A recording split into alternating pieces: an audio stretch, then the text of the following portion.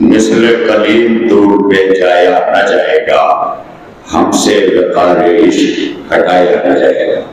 حضرات بہترین اشعار سے آپ کو محسوس کر رہے تھے وسیع جلال پوری صاحب، جمع سال اور جمع فکر شاعر ہیں بحمد اللہ، ان سے آپ سماعت فرما رہے تھے۔ میں چاہتا تھا کہ تھوڑا سا تو تقاریر کے بعد آپ حضرات کے اذہان تک ایک نظم کا پہلو آ جائے تاکہ آخری تک سلسلہ منظم رہے۔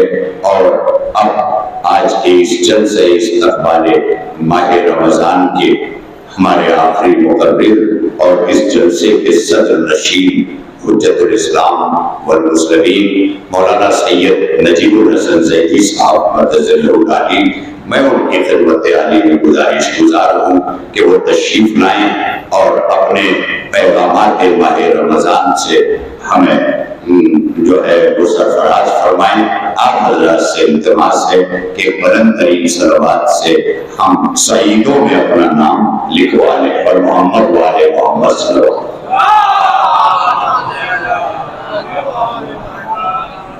بسم اللہ الرحمن الرحیم۔ قالت فاطمة الزہرا سلام اللہ علیہا، بسم اللہ الرحمن الرحیم۔ ما یسمع الصائم اذا لم یسن لسانہ وسمعہ وبصرہ وجوارحہ۔ چونکہ علماء کی گفتگو آپ نے سنی اور دامن وقت میں گنجائش نہیں ہے، صرف ایک سوال اور اس کا جواب حضرت صدیقہ طاہرہ فاطمہ زہرا حدیث کی روشنی میں کہ ہم ماہ مبارک رمضان کا استقبال کر رہے ہیں اور انشاءاللہ کل سے ہم روزہ رکھیں گے، تو ہمارا روزہ کیسا ہونا چاہیے۔ روزے کے سلسلے سے آپ قرآن کریم کو اگر دیکھیں تو جو مقصد ہے روزے کا، ایھا الذین آمنوا کتب علیکم الصیام کما کتب علی الذین من قبلکم لعلکم تتقون، کہ روزہ اس لیے فرض کیا گیا تاکہ تم تقوی اختیار کرو۔ اب اس کی وضاحت کیسے ہو کہ روزے کے ذریعے سے تقوی کیسے حاصل کریں، آپ دیکھ ڈالیے مفسرین عمائدین اسلام کے اقوال کو کہ کیا وضاحت کی ہے اس کی کہ روزہ کیسے رکھے کہ ہم حصول تقوی تک پہنچ جائیں۔ مقصد تو تقوی ہے نا۔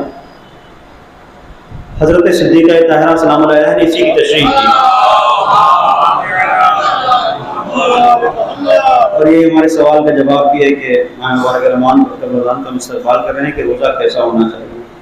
آپ نے فرمایا ما یصنع الصائم اذا لم یسن لسانہ وسمعہ وبصرہ وجوارحہ، اس روزے دار نے کیا کیا کہ جس نے روزہ تو رکھا لیکن نہ اس کی زبان نے روزہ رکھا، نہ اس کی آنکھوں نے روزہ رکھا، نہ اس کے جوارح نے روزہ رکھا۔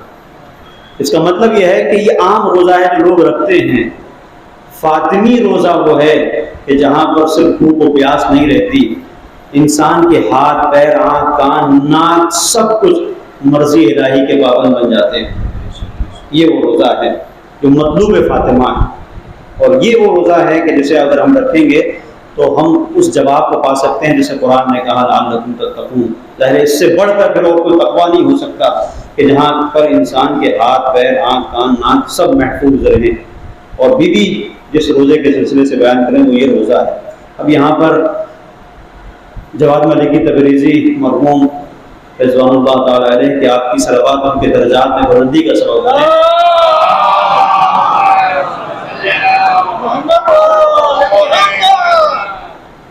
اسی کی تشریح میں فرماتے ہیں کہ کیٹیگری جو روزے کی ہیں وہ 3 طرح کی ہیں۔ ایک روزہ تو وہ ہے جو عام روزہ ہے جو ہم رکھتے ہیں، امساک کرتے ہیں، اذان صبح سے لے کر اذان مغرب تک جو ہم امساک کر رہے ہیں، کچھ کھا پی نہیں رہے ہیں، یہ روزہ ہے۔ روزہ ہے لیکن عام روزہ ہے، تو عام روزہ عام لوگ رکھتے ہیں، اور جن کے دل میں عشق حیدر کرار ہے وہ عام نہیں، ان کا روزہ خاص ہونا چاہیے۔ تو یہ تو عام لوگوں کا روزہ ہو گیا کہ صبح سے لے کر شام تک وہ بھوکے اور پیاسے ہیں، انہوں نے روزہ رکھا، یہ عام روزہ ہے۔ یہ ایک خاص روزہ ہے۔ وہ خاص روزہ کیا ہے؟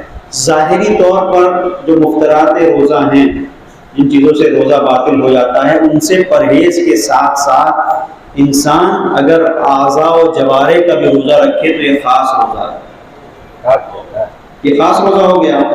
اس کے اوپر بھی کوئی درجہ ہے روزے کا؟ ایک خاص الخاص روزہ ہے، اس سے بھی اوپر ایک روزہ ہے۔ ایک روزہ تو یہ ہوا کہ انسان نے جو چیزیں روزے کو باطل کر دیتی ان سے پرہیز کیا، ایک روزہ اس سے اوپر ہوا کہ انسان نے اپنے ہاتھ پیر آنکھ کان ناک سب کا روزہ رکھا، زبان سے وہ بات نہیں کی جو خدا کو ناگوار ہے، کانوں سے ان باتوں کو نہیں سنا جو شریعت میں منع ہے جن کی کہ نہیں تم ان باتوں کو نہیں سن سکتے، تو یہ ساری چیزیں ہیں۔ اچھا آنکھوں سے وہ سب چیزوں کو نہیں دیکھا جسے دین نے منع کیا ہے، تو یہ خاص الخاص روزہ ہو گیا۔ اب یہ خاص روزے کے اوپر جو خاص الخاص روزہ ہے جو ان تمام روزوں سے بھی بالاتا ہے، وہ کون سا روزہ ہے؟ یہ وہ روزہ ہے کہ جہاں پر انسان اعضاء و جوارح کے ساتھ ساتھ اپنے دل کا بھی روزہ رکھتا ہے۔ یعنی کیا مطلب؟ ہو سکتا ہے کہ انسان وہ کام انجام نہ دے تو پروردگار نہیں چاہتا، لیکن دل میں وہ بات آ جائے۔ تصور گناہ مثلا دل میں آ سکتا ہے، نہ کرے، جب تک جرم نہیں کرے گا وہ مجرم نہیں ہے، لیکن دل میں کیفیت تو آ سکتی ہے۔ لیکن جو خاص الخاص روزہ ہے وہ یہ ہوتا ہے کہ دل میں وہ کیفیت بھی نہیں آتی۔ کیوں؟ اس لیے کہ القلب حرم اللہ، یہ دل حرم الہی ہے۔ لا تسکن فی قلب اللہ غیر اللہ، اس حرم الہی میں اللہ کے علاوہ کسی اور کو جگہ مت دو۔ یہاں پر کوئی تصور اور نہیں آتا خدا کے علاوہ، یہ خاص الخاص روزہ ہے۔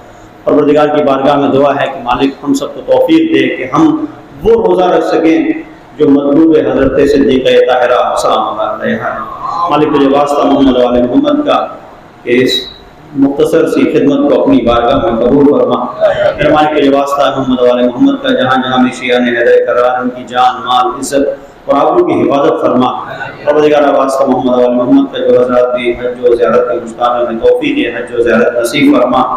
میرے مالک تجھے واسطہ محمد و آل محمد کا ہمیں شعور بندگی، شعور حسینیت، شعور حیات عنایت فرما۔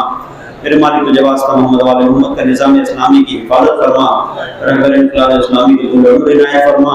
مراجع کرام علماء اعظام کا سایہ ہمارے سر پر قائم و دائم رکھ۔ امام زمانہ کے ظہور میں تعجیل فرما، ہمیں ان کے عوام و انصار میں شمار فرما۔ ربنا تقبل منا انک انت السمیع